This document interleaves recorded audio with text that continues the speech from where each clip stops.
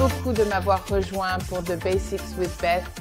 Et alors là, je suis vraiment ravie, sincèrement, que vous soyez à l'écoute aujourd'hui parce que nous nous amusons énormément, vraiment beaucoup, à maîtriser les bases. Ces derniers épisodes, nous avons parcouru ensemble ce livre passionnant intitulé « Maîtriser les bases ». C'est un livre que j'ai écrit il y a 30 ans et bien sûr, nous l'avons utilisé toutes ces décennies. Je l'ai enseigné des centaines de fois et j'adore vraiment les bases et j'adore enseigner les bases. Et j'espère que cela vous aide aussi. Aujourd'hui, nous allons reprendre là où nous nous étions arrêtés la dernière fois.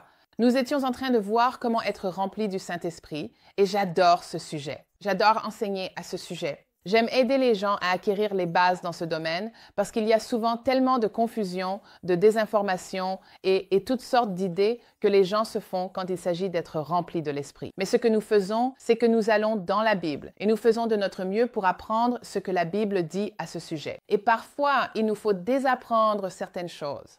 Dans notre dernier épisode, je voudrais faire un récapitulatif rapide pour que nous soyons tous sur la même longueur d'onde. Nous avons parlé de deux expériences que la Bible décrit, naître de l'Esprit et être rempli de l'Esprit. Quand nous naissons de l'Esprit, le Saint-Esprit vient habiter en nous. Nos corps sont un temple du Saint-Esprit.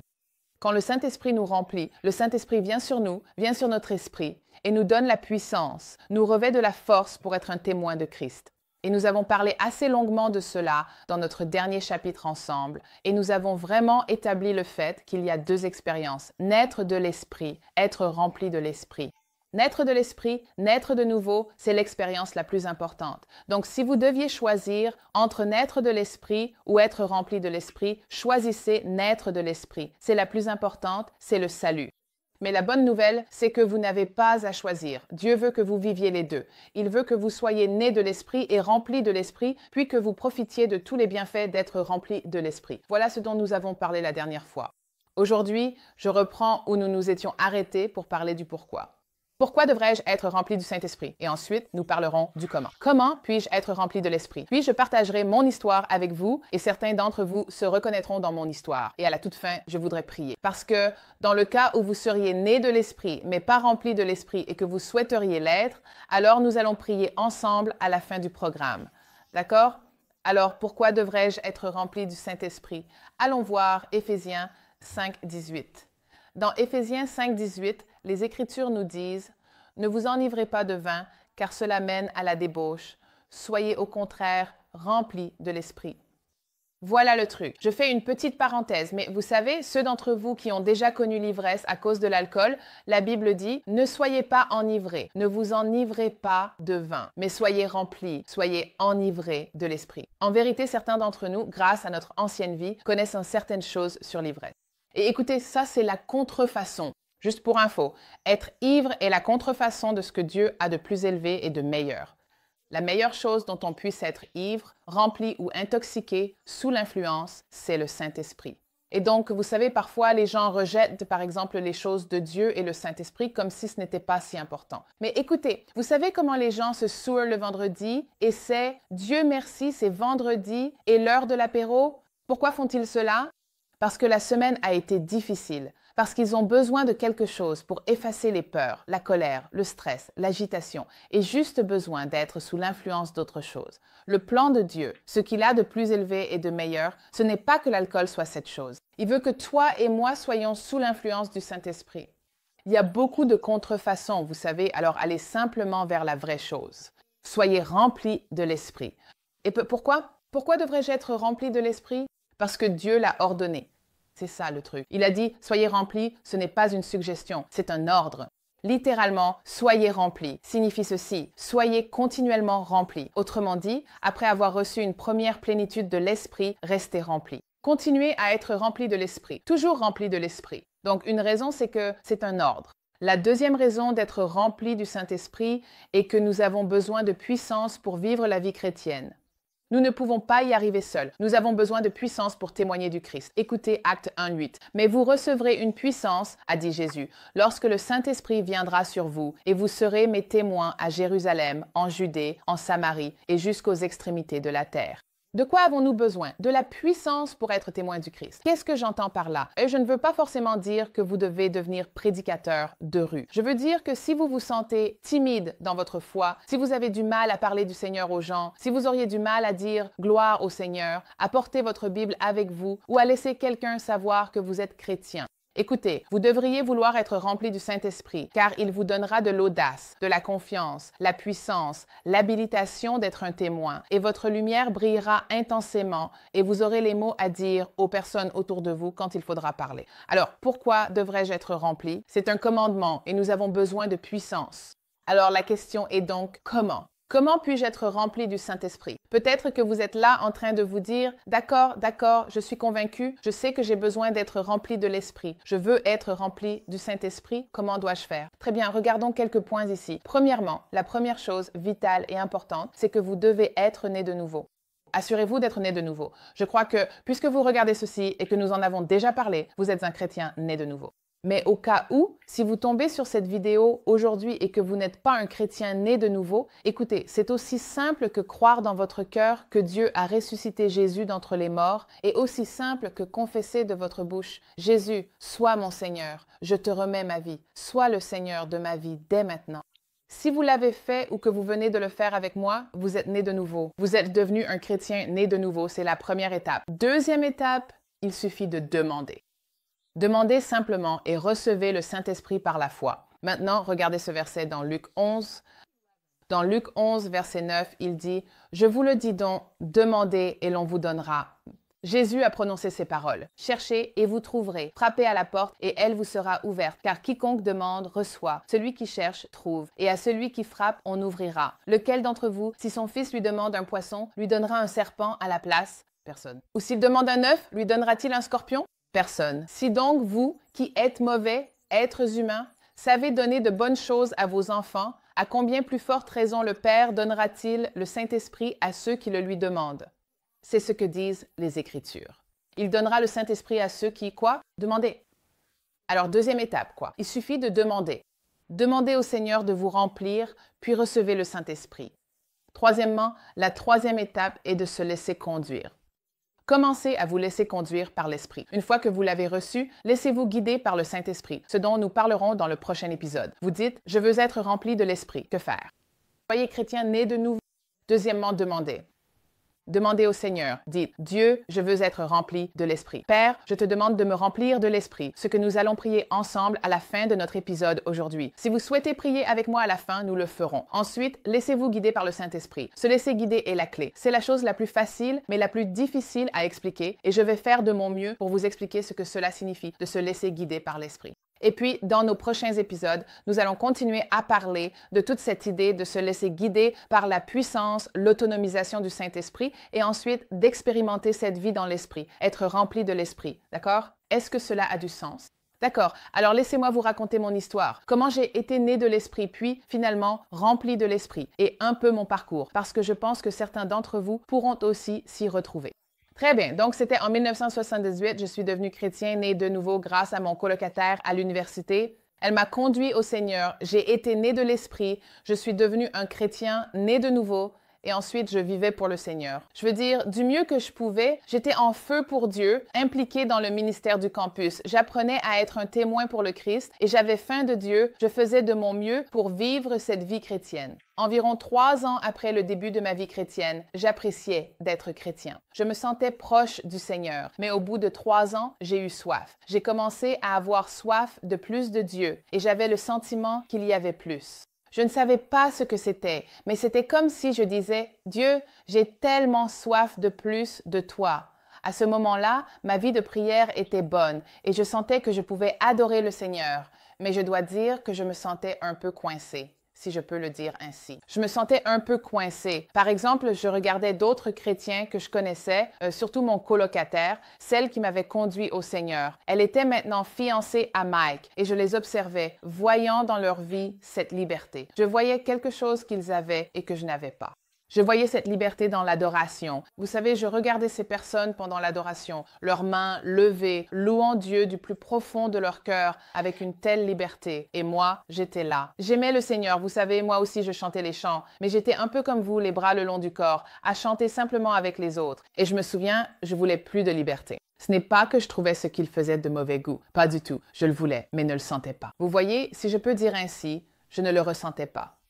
Je ne ressentais pas la liberté, ni vraiment la puissance d'être le témoin que je voulais être pour Christ. Je témoignais, je guidais des gens à travers les 4 lois spirituelles, mais je ne ressentais pas la puissance, ni cette audace d'être un témoin pour Christ comme je le désirais vraiment. C'était une autre chose que j'ai remarqué, puis dans ma vie de prière personnelle, dans ma vie de louange avec le Seigneur, je me souviens que souvent, je m'agenouillais près de mon lit pour prier et parler au Seigneur. Et je disais, « Seigneur, j'aimerais te dire plus, j'aimerais t'adorer, je veux te parler du fond de mon cœur, mais je n'ai pas les mots. C'est comme si je répétais « Je te loue, Jésus. Je t'aime, Jésus. Je t'aime, Seigneur. Je te loue, Père. » Mais c'est juste redondant. Et si ça me semble redondant à moi, est-ce que c'est ennuyeux et répétitif pour toi aussi? J'ai besoin de plus de mots. C'est ce que je disais au Seigneur dans ma vie de prière, d'accord? Alors, ce qui s'est passé, c'est que j'ai eu soif. À cette période de ma vie, j'ai eu tellement soif de plus de Dieu et je veux vous emmener à un passage ici, dans Jean 7. Je veux que vous voyiez cela, puis je vous raconterai la suite de mon histoire, d'accord? J'ai vraiment eu soif. Alors, allons dans Jean 7. Si vous avez vos Bibles, allez-y. Jean 7, et cela se trouve du verset 37 au verset 39. Le dernier jour, le grand jour de la fête, Jésus se tint debout et s'écria d'une voix forte, « Si quelqu'un a soif, qu'il vienne à moi et qu'il boive. Celui qui croit en moi, comme l'a dit l'Écriture, des fleuves d'eau vive couleront de son sein. » Il dit cela au sujet de l'Esprit Saint que devaient recevoir ceux qui croiraient en lui, car l'Esprit Saint n'était pas encore donné parce que Jésus n'avait pas encore été glorifié. D'accord, alors qu'avons-nous appris ici? Jésus a dit, si quelqu'un a soif, qu'il vienne à moi et qu'il boive. C'était moi. J'avais tellement soif. À mesure que j'apprenais ce que je vous enseigne dans cette leçon et dans les prochains épisodes, les choses que je commençais à découvrir faisaient que cette soif augmentait encore et encore. J'ai demandé, Seigneur, comment fait-on pour l'obtenir? Je veux dire, j'en suis arrivée au point où j'ai dû désapprendre certaines choses. Pour être honnête, j'ai dû désapprendre certaines choses parce qu'on m'avait appris qu'il n'existait pas de notion d'être rempli du Saint-Esprit et qu'une fois sauvé, on avait tout du Saint-Esprit. Donc, j'ai désappris certaines choses et compris qu'il y avait plus de l'Esprit à recevoir.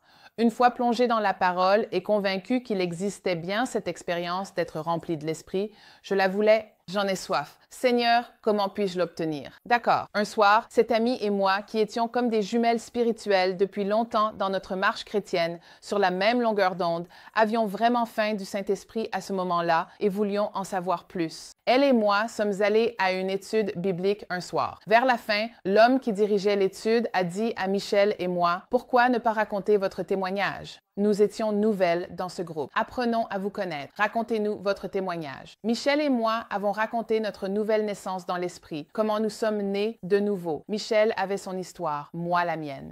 Nous leur avons raconté nos histoires et puis à la fin, l'homme nous a dit « Bon, les filles, alors, quand avez-vous été remplies de l'esprit? » Eh bien, Michel et moi, on s'est regardés comme « dodo, dodo, dodo » car c'était le sujet qui nous intriguait. C'est exactement ce dont elle et moi avions parlé. J'avais lu, appris et j'étais enfin convaincue que cela existait. Alors, nous lui avons dit, eh bien, en fait, nous ne savons pas si nous l'avons été. Nous avons appris des choses à ce sujet, lu dessus, mais nous ne pensons pas l'avoir été. Mais nous avons tellement soif. Et alors, l'homme de l'étude biblique et les autres ont tous affiché un grand sourire, comme pour dire « vous êtes au bon endroit ». À la fin de l'étude biblique, certains d'entre vous s'en souviennent peut-être. À l'époque, c'était assez courant. À la fin de l'étude biblique, ils mettaient quelques chaises au centre. Ils appelaient cela les sièges chauds. Et tout le monde se rassemblait pour prier pour nous. Il a demandé « Voulez-vous qu'on prie pour que vous receviez l'Esprit ?» Et nous avons répondu « Oui ». Alors, ils nous ont entourés et ont commencé à prier pour nous. Ils ont posé leurs mains sur nos épaules et ont commencé à prier. Puis l'homme a dirigé une prière que nous prierons à la fin de notre épisode aujourd'hui. Il a prié et pendant qu'il priait pour que nous soyons remplis de l'Esprit, j'ai écouté chaque mot, répété ce qu'il disait et j'ai cru que j'avais reçu. Seigneur, remplis-nous du Saint-Esprit, du sommet de la tête à la plante des pieds. Nous voulons être remplis de l'Esprit, baptisés dans l'Esprit. Au nom de Jésus, je crois que je le reçois maintenant. Amen. Et quand il a dit « Amen », j'ai dit « Amen ». Et j'ai dit « Ok, super, merci Seigneur, c'est bon. Nous sommes maintenant remplis de l'Esprit. Youpi, je le reçois. » Donc j'étais enthousiaste. Pendant ce temps, ceux qui participaient à l'étude biblique continuaient de nous entourer et de prier. J'ai entendu certains prier dans une langue inconnue. J'ai découvert plus tard qu'ils parlaient en langue. Et j'étais là, d'accord, bon c'est cool. On est bon les gars, on est bon maintenant. On peut arrêter de prier. Et l'homme a dit à mon ami Michel et à moi, « D'accord, les filles, laissez-vous simplement porter par l'esprit. Vous aurez probablement des mots à dire, des mots que vous ne connaissez peut-être pas. Cette capacité de parler dans une langue de prière et de parler en langue. Allez-y, laissez-vous porter par l'esprit et prononcez ces mots. » Eh bien, quand il a dit ça, je suis assise là sur ma chaise et je me dis, « Seigneur, je n'ai pas de mots. » Il dit, « Ça va être comme un ruisseau qui bouillonne, comme des fleuves d'eau vive. Laissez simplement sortir les filles. » Et je pense, « Il n'y a pas de ruisseau qui bouillonne. C'est un cours d'eau asséché. Je n'ai rien à dire. » Il dit, « Abandonnez-vous simplement les filles. » Il était patient. Pendant tout ce temps, je prie, « Seigneur, fais que ces gens enlèvent leurs mains de nous, qu'ils arrêtent de prier. J'ai compris. Tout va bien. Je ne vais pas parler en langue et certainement pas maintenant. Ça, c'est sûr. Pas devant tous ces gens. Peut-être qu'un jour, je parlerai en langue, mais pas maintenant. Tout va bien. J'ai compris. D'accord ? Donc, ça vous donne juste une petite idée de ce qui se passait en moi. Je ne dis pas que ce qui se passait en moi était juste. C'est simplement ce qui se passait. Certains d'entre vous comprendront peut-être. Très bien, au fond de moi, j'avais compris. J'étais enthousiaste. Finalement, ils ont abandonné et dit « Bon, les filles, que Dieu vous bénisse. Merci d'être venues. » Et nous sommes partis et j'étais toujours survoltée. Je me disais « Oui, je crois que je l'ai reçu. » Mon ami Michel était aussi enthousiaste. Je doute que les gens de l'étude biblique étaient aussi excités que nous. Ils ont pensé que nous n'avions pas compris. Bref, voici ce qui s'est passé, ok? L'histoire ne s'arrête pas là, alors restez avec moi. Voici ce qui s'est passé. C'était un jeudi soir. L'étude biblique était jeudi soir. Je suis rentrée chez moi, mardi suivant. J'étais priant et passant tranquille avec le Seigneur. Pareil, je te loue, Jésus. Je t'aime, Seigneur. Et j'ai dit au Seigneur, « Seigneur, j'aimerais avoir d'autres mots pour t'adorer. Je me sens tellement bridée. Je voudrais, du plus profond de mon cœur, pouvoir t'adorer. » Et quand j'ai dit cela, j'ai senti que le Saint-Esprit me parlait et disait « Ton esprit t'en empêche sans cesse. Tu es trop analytique. Dépose ta tête sur une étagère et adore-moi avec ton cœur. » C'est ce que j'ai ressenti que le Saint-Esprit disait. Je sais que ça paraît fou, mais je me suis imaginé enlever ma tête, la poser sur une étagère et m'agenouiller à côté de mon lit. J'ai commencé à adorer le Seigneur et tout à coup, j'ai vu ce mot. J'ai vu ce mot défiler comme sur un petit bandeau déroulant, Kadesh. C'était écrit K-A-D-E-S-H, je l'ai vu. Alors j'ai dit Kadesh. Je suis agenouillée près du lit. J'ai dit Kadesh. Et dès que j'ai dit Kadesh, je me suis dit, mais qu'est-ce que je fais? Maintenant, je me lance dans des jeux d'esprit, j'invente des mots. Oh là là, c'est ridicule. Enlève ma tête de l'étagère, remets-la sur mon corps. Et je me lève de mon temps de prière en me demandant, qu'est-ce que c'était que ça? En partie, j'étais excitée. Je me disais, est-ce un mot? Et aussi, je suis en train d'inventer des mots, ce genre de choses. J'ai quitté ce temps de prière avec des sentiments mitigés. J'ai aussi découvert que mon amie Michel priait chez elle mardi et vivait une expérience similaire. Alors, restez avec moi. Étude biblique jeudi soir. Je prie chez moi mardi soir. Mon amie prie chez elle le mardi. Jeudi, Michel et moi, mon ami, nous allons prendre l'avion pour Boston. Retourner à Boston pour voir des amis de la fac. Donc, elle et moi sommes à l'aéroport. Elle me dit « Hey, est-ce qu'il t'est arrivé quelque chose depuis que ces gens ont prié ?» Et j'ai dit « Voilà ce qui s'est passé. J'étais chez moi mardi en train de prier pour adorer le Seigneur, mais je me sentais bloquée. J'ai eu l'impression que Dieu me disait « Hey, tu ne fais que te convaincre de ne pas le faire. Enlève ta tête, pose-la sur une étagère et adore-moi avec ton cœur. » Je l'ai fait, j'ai dit « Kaddish », j'ai pensé « Oh, j'ai inventé ce mot. » Puis, j'ai remis ma tête en place. Et toi? Qu'est-ce qui t'est arrivé? Elle répond, la même chose. Elle dit, mardi, chez moi, je priais. Je passais du temps avec le Seigneur. Je voulais adorer Dieu. Puis Dieu m'a dit, Michel, tes peurs t'empêchent encore de le faire. Jette simplement tes peurs à la poubelle et adore-moi.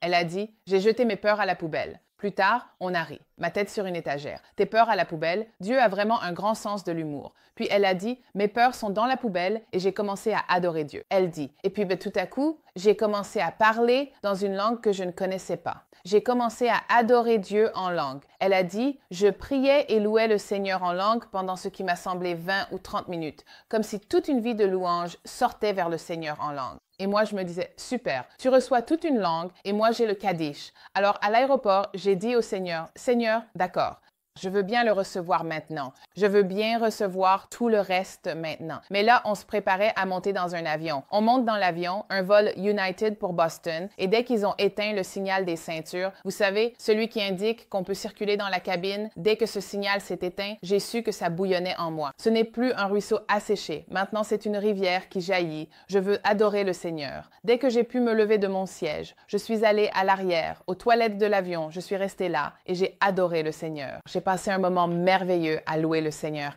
Et Dieu m'a donné ce langage de prière, cette capacité à l'adorer et le louer dans d'autres langues, dans un langage de prière dont nous parlerons dans de futurs épisodes.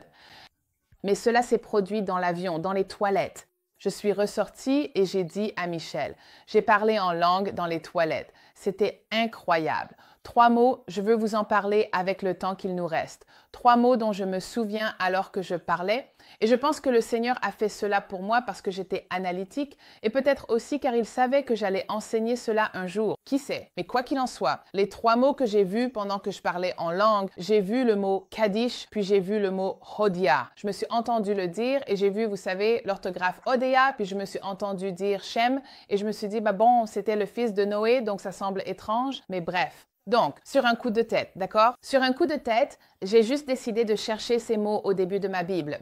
À l'époque, j'avais la Bible ouverte et au début, il y avait un index encyclopédique avec des centaines de mots et je me suis dit, par curiosité, je me demande si l'un de ces mots s'y trouve car il me semblait un peu hébreu. Je l'ai cherché et effectivement, il y avait Kaddish qui signifie saint. J'ai trouvé ça génial. Kaddish. Et je pense qu'on le prononce probablement Kadesh si on sait comment le dire, mais moi je le prononce Kaddish et je savais que cela voulait dire saint. J'étais là, waouh, c'est génial. Puis Hodia, H-O-D-I-A-H. Je l'ai cherché et effectivement c'était au début de la Bible dans l'index encyclopédique. Franchement, je n'en revenais pas. Et cela signifiait splendeur de Jéhovah. N'est-ce pas génial? N'est-ce pas incroyable? Je veux dire, jamais je n'aurais dit splendeur de Jéhovah en anglais. En fait, je ne disais même pas saint en anglais, mais Dieu me donnait des mots pour l'adorer du plus profond de mon cœur, dans une langue que je ne connaissais pas, une langue spirituelle. Le 3e mot, Shem. Je savais que c'était le fils de Noé, mais le mot Shem signifie renommé. Et c'était l'un des noms de Dieu. Je ne le savais pas, mais le Saint-Esprit, lui, le savait. Pour moi, c'était une confirmation, une bénédiction. Je ne pense pas qu'il existe un dictionnaire des langues, donc ne déformez pas mes propos. Mais j'ai eu l'impression que le Seigneur a fait cela pour moi. Alors bref, qu'est-ce que je veux dire? Je veux dire qu'il y a cette chose, être rempli du Saint-Esprit, et comment est-on rempli du Saint-Esprit? La première chose requise, c'est la soif. La soif. As-tu soif? Ensuite, comme nous l'avons mentionné, es-tu déjà né de l'Esprit? Es-tu né de nouveau? Demande simplement et reçois, d'accord? Alors pour conclure aujourd'hui, laisse-moi prier pour toi et disons ceci ensemble. Répète après moi et dis-le simplement avec moi. Dis, cher Dieu, je te demande au nom de Jésus de me remplir du Saint-Esprit maintenant. De la tête jusqu'à la plante de mes pieds. Seigneur, remplis-moi de l'Esprit. Je suis déjà né de l'Esprit, mais je veux être rempli de l'Esprit, Seigneur, afin que je sois un témoin audacieux pour toi, afin que j'aie la plénitude de l'Esprit, que je sois libre de t'adorer et de vivre tout ce que tu veux que je vive dans ma relation avec toi. Seigneur, je crois maintenant, au nom de Jésus, que je reçois la plénitude du Saint-Esprit. Je suis baptisée dans l'Esprit. Je suis remplie de l'Esprit à partir de ce moment. Seigneur, merci pour cela. Je le reçois au nom de Jésus. Amen. Amen. Je sais que certains d'entre vous se disent « Attendez, quoi? On parle de parler en langue? Oui, mais voilà le point. » Je sais qu'il y a beaucoup de questions à ce sujet. Restez avec nous. Nous allons aborder ce sujet et parler de la prière dans l'esprit, du parler en langue, dans notre prochain épisode. Alors restez avec nous, nous allons y arriver. Quoi qu'il en soit, je suis tellement heureux que vous m'ayez rejoint pour l'épisode d'aujourd'hui. J'ai hâte de vous retrouver dans le prochain épisode alors que nous continuons à maîtriser les bases. Merci beaucoup d'avoir écouté le message d'aujourd'hui. J'espère que vous avez été encouragés. N'oubliez pas d'appuyer sur le bouton « Suivre » pour pouvoir profiter de tous les épisodes sur les bases bibliques tout au long de la semaine et rester encouragés dans votre foi. Et n'oubliez pas de partager ces messages avec vos amis. Si vous souhaitez obtenir plus d'informations sur notre ministère, vous pouvez toujours aller sur thebasicswithbeth.com. C'est thebasicswithbeth.com. C'était un plaisir d'être avec vous et j'ai hâte de vous retrouver la prochaine fois ici même sur prêt.com.